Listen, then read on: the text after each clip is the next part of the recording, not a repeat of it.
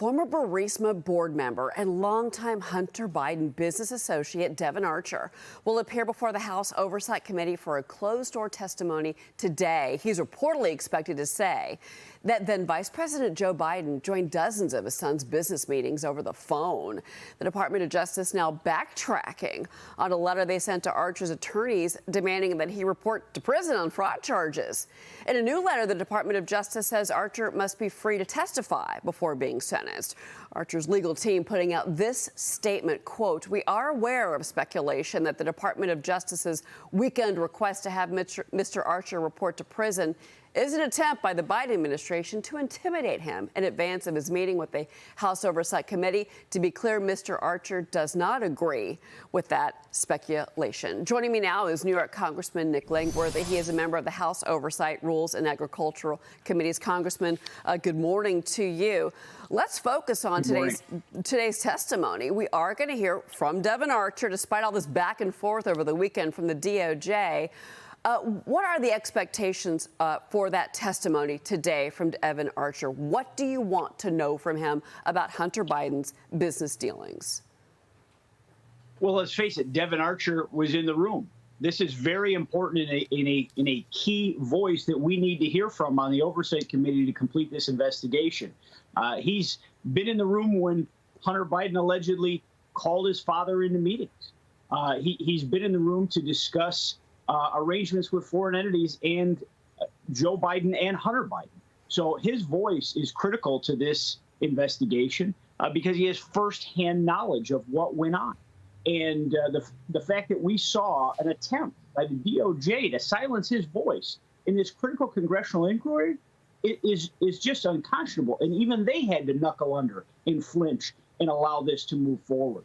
I mean, such a brazen attempt to join the Biden family cover-up by the DOJ this weekend, I still can't get over at this point. Yeah, what do you make of this late-breaking news from last night that basically the DOJ did the about face and had to actually clarify that they were not asking or not requesting that he be sent to prison? I mean, that's pretty surprising, this whole back and forth. I mean, you're right. It was a cleanup on aisle 5 by the DOJ last night.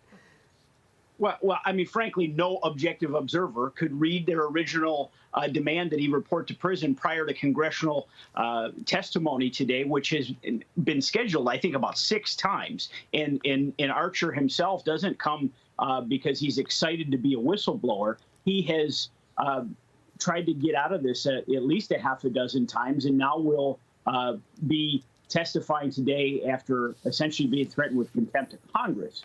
That is, critically important to know that the DOJ was trying to silence that voice. Yeah, all right. And no objective observer could have let that go. Well, we're going to hear from that voice himself today. Obviously, there's going to be a lot of eyes and ears on that testimony in front of House Oversight. Let's talk about something else that's going on right now, Congressman, that's important to you. And this is what's happening here in New York City. The city is now searching for more migrant housing locations. City officials announcing the Roosevelt Hotel is now completely filled up. We're seeing these are images of migrants living on the street, to be clear here. Eric Adams, the mayor, meeting with the Department of Homeland Security Secretary Alejandro Mayorkas in D.C. That meeting was last week. The Biden administration offering the city a DHS liaison to help manage the crisis, Congressman. I'm sorry to laugh, but as a New York City resident, a liaison, that's what they're offering the city who is being crushed by migrants? It's amazing, but these are bad policies coming home to roost. This is a crisis of Joe Biden's making, but it's also a crisis of the radical Democrats that run New York City and New York State. It's their making, too, because they've created a sanctuary city, a sanctuary state.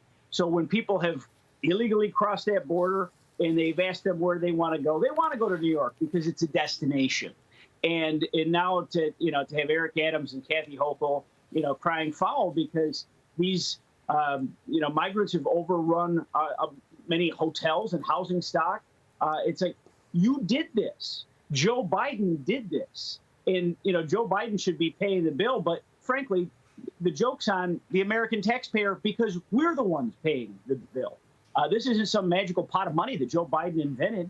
And Eric Adams saying that there's no room at the inn and he needs to send all of his all the new migrants upstate. That's not going to fly. Because our local leaders, they're not going to let their infrastructure get overrun like New York City's has.